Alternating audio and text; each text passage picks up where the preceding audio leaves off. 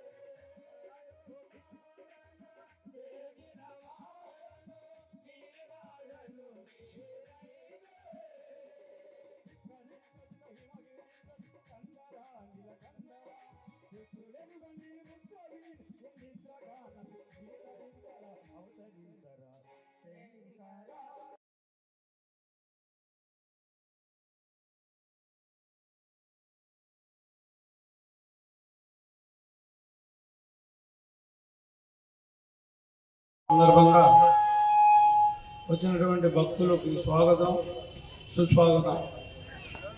గత 26 సంవత్సరాల నుంచి ఈ శివాలయం కట్టిన కాడి నుంచి 26 మహాశివరాత్రి వచ్చినటువంటి భక్తులకి అన్ని సౌకర్యాలు మన కాశీ విశ్వేశ్వర ట్రస్ట్ వారు అందరూ కూడా ఏర్పాటు చేశారు. మరి ఈ యొక్క కార్యక్రమాన్ని కాశీ విశ్వేశ్వర భజన మండలి వారు ఉదయం నుంచి మరి ఈరోజు 12 గంటల వరకు కూడా భజన కార్యక్రమం జరుగుతాయి.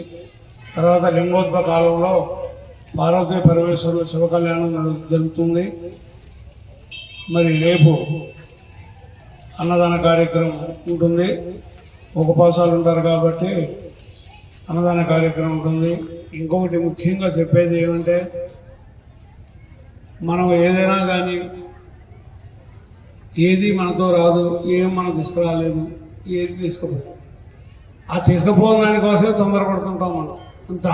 ఏదో అది నాది, ఇది నాది, అది నాది, ఇది నాదని. ఏది నీది కాదు.